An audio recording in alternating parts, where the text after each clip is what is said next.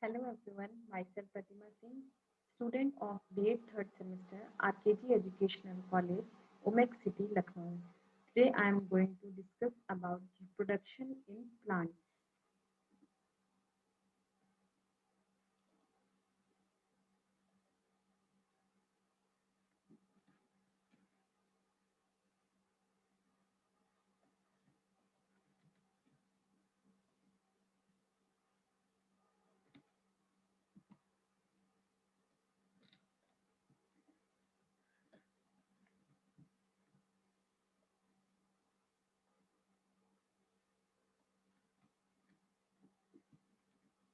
Reproduction in plants. So we are very familiar with the parts of plant that are flower, firstly root, stem, fruit, flower, all are parts of plant. Leaf, stem, fruit, flower, they constitute to form shoot system. In primary root and secondary root, these all constitute to form root system. Now, reproduction in plants. What, what is reproduction? Reproduction is the process of producing young ones from their parents. Reproduction ऐसा process है जहाँ पे हम parents से young ones produce करते हैं by by the process asexually or sexually they can be produced. Reproduction in plants can be done by various types like asexual, asexually, vegetatively and sexually. अगर हम asexual reproduction की बात करते हैं तो single parent is involved simple division of a plant body into two or more parts or formation of spores. Asexual reproduction में केवल single parent एक नए young ones को प्रोड्यूस करता है और एक एक दो या दो से ज़्यादा प्लांट की बॉडी के पार्ट्स इसमें यूज होते हैं और फॉर्मेशन ऑफ स्पोर्स करते हैं. वेजिटेटिव रिप्रोडक्शन वेजिटेटिव रिप्रोडक्शन में cell, tissue or part of an organ of a plant develops into a new organism. Vegetative reproduction में या तो कोई सेल या टिश्यू या फिर प्लांट का कोई भी ऑर्गन एक नए ऑर्गेनिज्म में डेवलप हो जाता है, उसे हम वेजिटेटिव रिप्रोडक्शन कहते हैं. अगर हम सेक्सुअल रिप्रोडक्शन की बात करें, सेक्सुअल रिप्रोडक्शन में two parents are involved for producing young ones. Fusion of male and female gametes produce zygotes which develops into seed. Sexual reproduction में मेल एंड फीमेल गैमेट एक साथ फ्यूज होते हैं जो कि जाइगोट फॉर्म करते हैं और वही जाइगोट सीड में डेवलप हो जाता है.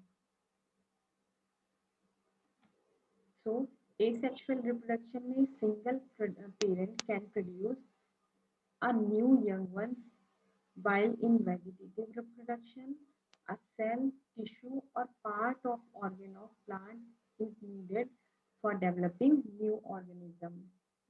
While in sexual reproduction, two parents are required for producing young ones and fusion of male and female gametes produces zygote and which develops into seed. Male and female gamete मिलकर zygote बनाते हैं और यही zygote आगे जाकर seed में develop हो जाता है. So firstly we will discuss asexual reproduction. जानते हैं एसेक्सुअल रिप्रोडक्शन कैसे होता है. Formation of new plant from the cells of a single parent. जब भी किसी सिंगल पेरेंट की सेल से एक नए प्लांट फॉर्मेशन होती है तो वो उस तरह की रिप्रोडक्शन को एसेक्सुअल रिप्रोडक्शन बोलते हैं. ये कई तरह से होते हैं जैसे बडिंग, फ्रेगमेंटेशन, स्पोर फॉर्मेशन. ये सब एसेक्सुअल मीन्स ऑफ रिप्रोडक्शन है. आइए जानते हैं बडिंग क्या होता है. A small bulb-like cellular outgrowth called bud is formed on parent cell that develops into an independent organism.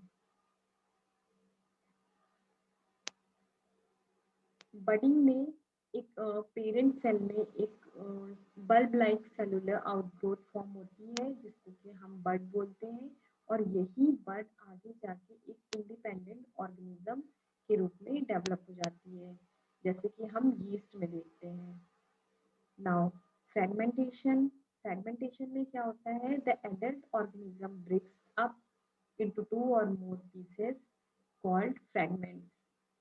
Fragmentation में एक एडल्ट ऑर्गेनिज्म दो या दो से अधिक पीसेस में ब्रेक हो जाता है जिसको हम फ्रेगमेंट्स बोलते हैं और यही फ्रेगमेंट्स एक न्यू प्लांट या फिर ग्रोथ फॉर्म कर लेते हैं. जैसे कि हम एल्गी की बात करें तो स्पाइरोगायरा एंड फ्यूकस में एसेक्सुअल रिप्रोडक्शन होता है और एसेक्सुअल रिप्रोडक्शन में भी फ्रेगमेंटेशन के थ्रू न्यू ऑर्गेनिज्म फॉर्म होता है. Spore formation. अगर हम स्पोर फॉर्मेशन की बात करें तो parent plant produce microscopic single और multi cell spherical bodies which germinate into new plants during favorable conditions. Parent plant microscopic single या फिर multi cell spherical bodies produce करते हैं जो कि जर्मिनेट होते हैं नए प्लांट्स में जब उन्हें फेवरेबल कंडीशन मिलती है. जैसे कि हम मॉस या फिर फर्न में देखते हैं तो इसमें माइक्रोस्कोपिक या फिर मल्टी सेल स्फेरिकल बॉडीज होती हैं जो कि एक नए प्लांट्स को फॉर्म करने में हेल्पफुल होती हैं. So these are asexual means of reproduction. Now, vegetative reproduction. Vegetative reproduction, plant parts such as root, stem, and leaf is used to produce new plants. जब भी root, stem या फिर leaf एक नए plant में develop होती है या फिर root, stem and leaf are capable of producing new plants. So this type of reproduction is known as vegetative reproduction. Vegetative reproduction can be of two types, natural or artificially. If we talk about natural method में root, stem, rhizome, bulb, tuber, corms और leaf use करे जाते हैं. While in artificial method, cutting, grafting, layering, tissue culture का use होता है. तो अगर हम रूट की बात करते हैं तो हमने डहलिया या फिर स्वीट पोटैटो प्लांट्स में देखा होगा उसके थ्रू एक नया प्लांट फॉर्म होता है. Stem most common for vegetative propagation like oxalis and grass में जो प्रोपगेशन होता है और नया प्लांट बनता है वो स्टेम के थ्रू बनता है. स्टेम में जो वेजिटेटिव प्रोपगेशन होता है वो रनर्स के थ्रू भी होता है या फिर अंडरग्राउंड स्टेम के थ्रू भी होता है. अगर हम रनर्स की बात करें तो ऑक्सैलिस एंड ग्रास में रनर्स के थ्रू प्रोपगेशन होता है. Horizontal stem will produce new roots at nodes and then shoot grow upward forming new plants at frequent interval. आपने देखा होगा ऑक्सैलिस या फिर घास में डिफरेंट एक इंटरवल पे फ्रीक्वेंट इंटरवल पे नोड्स पाई जाती हैं, गांठें पाई जाती हैं जो कि एक नए प्लांट को प्रोड्यूस करने में हेल्पफुल होती हैं और वही उसी नोड से एक न्यू प्लांट की ग्रोथ हो जाती है. Chrysanthemum and mint. Horizontal stem arise from the base of the erect shoot, come out to form new aerial shoot, and it becomes independent plant. अगर हम क्राइजेंथेमम या फिर मिंट की भी बात करें तो हॉरिजॉन्टल स्टेम के बेस में नई शूट अराइज होती है, निकलती है और वो एक इंडिपेंडेंट प्लांट को बनाती है. Vallisneria. Arched stems which cross over small obstacle develop small plantlets at their nodes. Rhizome.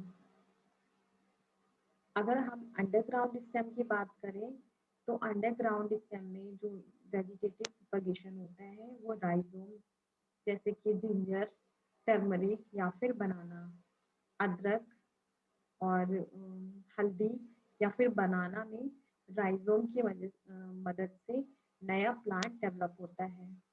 Bulb, onion or garlic, these are bulbs and they can produce new plants by bulb.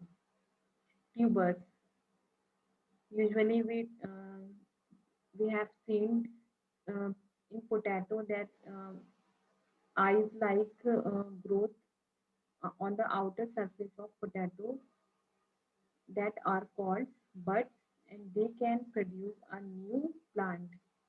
Combs, lots of rhizome joints which develop into new plants like in gladiolus. Gladiolus में corms पाए जाते हैं जो कि बहुत सारे rhizome से मिलकर बने होते हैं और एक ये न्यू प्लांट प्रोड्यूस करते हैं। Leaves, leaves develop small birds called adventitious birds on their margin. हमने बहुत सारे प्लांट्स देखे हैं जिनकी की मार्जिन पे एडवेंटिशियस बर्ड्स फॉर्म होती हैं, छोटी छोटी एडवेंटिशियस बर्ड्स फॉर्म होती हैं और यही बर्ड्स एक न्यू प्लांट बनाने में हेल्प करती हैं। तो ब्रायोफाइलम में लीव्स के थ्रू प्रोपगेशन होता है। लीफ की एजेस में स्मॉल बर्ड्स फॉर्म होती हैं और यही स्मॉल बर्ड्स एक नए प्लांट में बन जाती हैं। Artificial method. Under artificial method, cutting, grafting, layering and tissue culture is there. Cutting की अगर हम बात करें तो हमने देखा है कि रोज प्लांट में हम स्टेम को कट करके उसको डिफरेंट पॉट में लगा देते हैं और वहीं से एक नया प्लांट हो जाता है।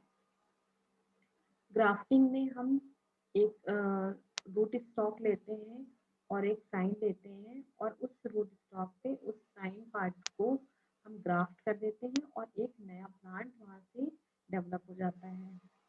लेयरिंग में क्या करते हैं हम, जहाँ पे लेयरिंग करनी होती है उस बाग को हम फील्ड आउट करते हैं और उसमें दूसरा साइन पार्ट लगा के हम लेयरिंग कर देते हैं।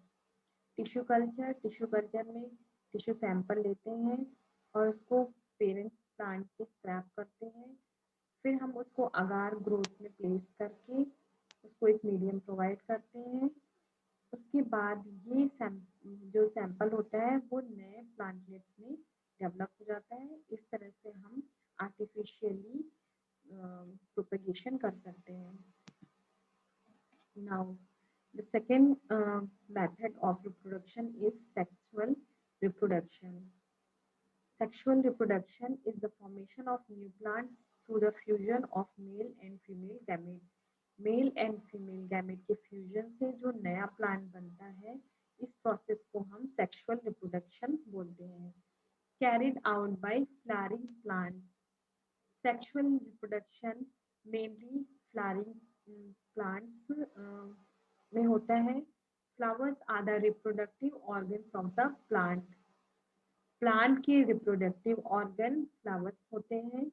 There are two types of flower, complete और बाइसेक्सुअल फ्लावर, इनकम्प्लीट और यूनिसेक्सुअल फ्लावर। आइए देखते हैं बाइसेक्सुअल फ्लावर कौन से होते हैं। बाइसेक्सुअल फ्लावर वो होते हैं जिनमें male and female reproductive organs पाए जाते हैं जो कि 4 पार्ट्स में होते हैं जैसे sepal, petals, stamens and pistol.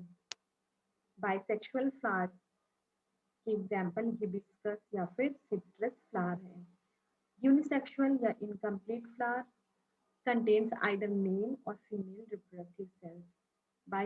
Unisexual flower में या फिर इनकम्प्लीट फ्लावर हम कहें तो इसमें या तो मेल या फीमेल रिप्रोडक्टिव ऑर्गन पाया जाता है and they have only 3 parts that is sepal, petals, stamens और पिस्टिल। एग्जाम्पल की बात करें तो पपाया और कॉर्न में यूनिसेक्सुअल या इनकम्प्लीट फ्लावर पाया जाता है। So this is the structure of a bisexual flower.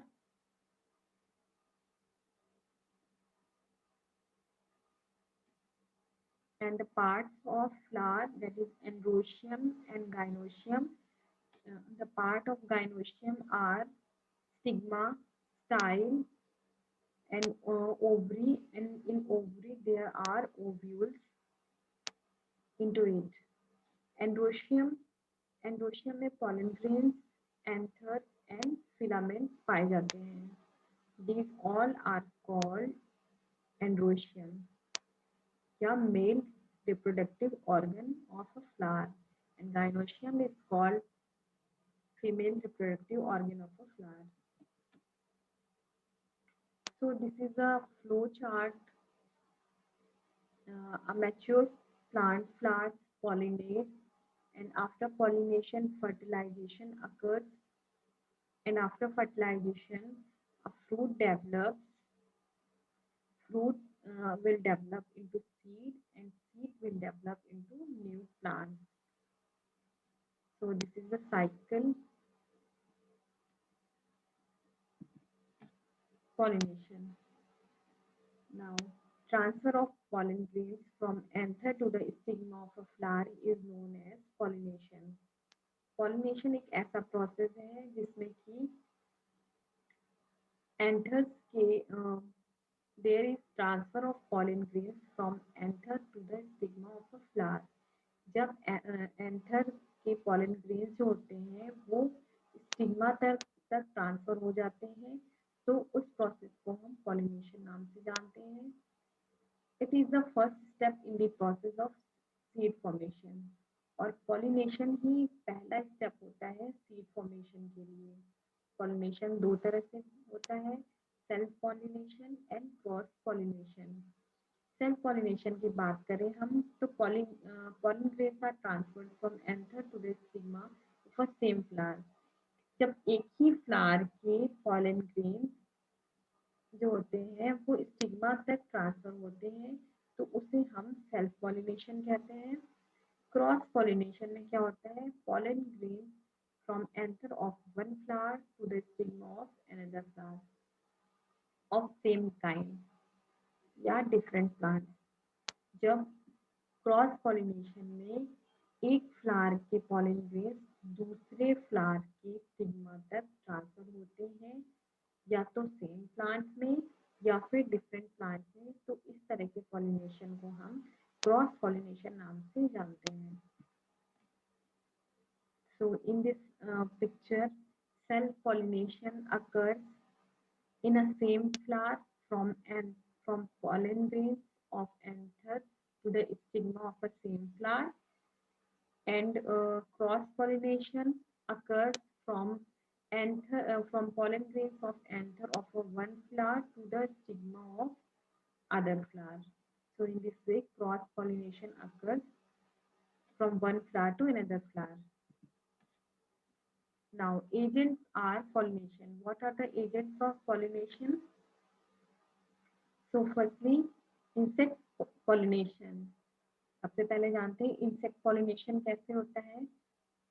Insect pollinated plants are usually bright, have flowers with large colorful petals, sweet scent and nectar.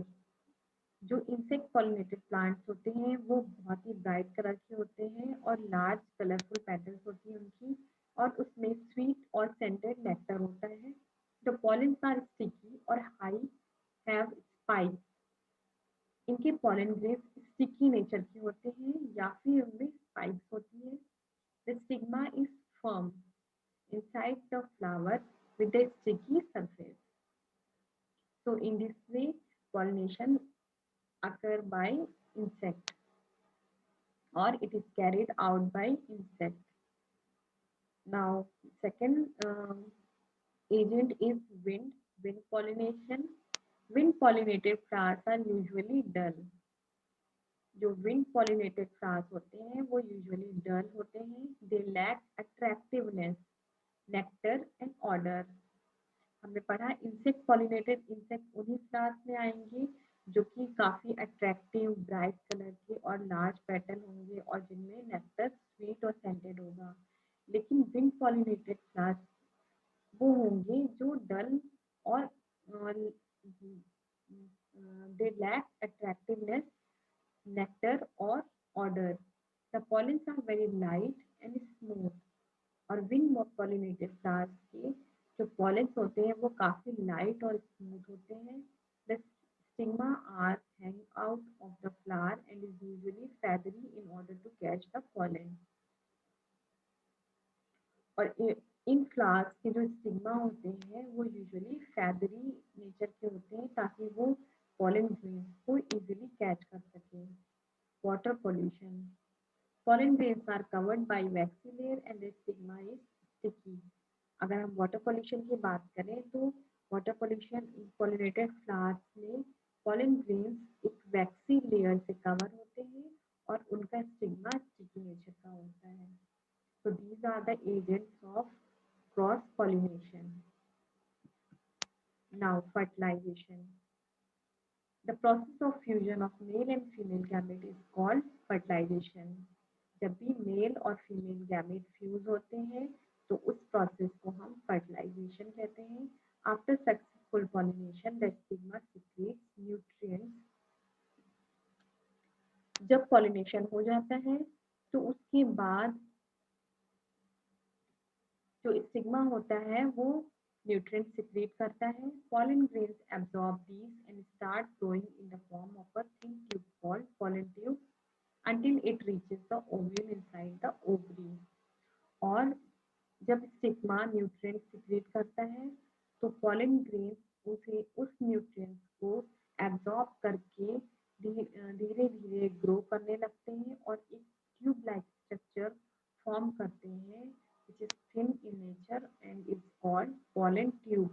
pollen tube बनने लगती है until it reaches the ovule inside the ovary. जब तक वो ovule तक ना पहुंच जाए. Then releases male gamete into the ovule. उसके बाद मेल गैमेट रिलीज होता है ओव्यूल में. Fertilisation takes place that results in the formation of zygote. और इस तरह से फर्टिलाइजेशन होता है और जाइगोट हमारा फर्टिलाइजेशन के थ्रू बनता है जब male and female gamete fuse होके जाइगोट बनाते हैं. Fruit and seed formation. After fertilization, ovary enlarges and it develops into fruit. The wall of the ovary becomes the fruit wall. जो ovary की wall होती है वो फ्रूट वॉल बन जाती है. The ovules become seed और जो ओव्यूल्स ओवरी के अंदर होते हैं वो सीड बन जाते हैं. A fruit may have one or more seed. और एक फ्रूट में एक या एक से ज्यादा कई सीड हो सकती हैं. Petals, sepals and other parts of the flower usually dry up and fall off.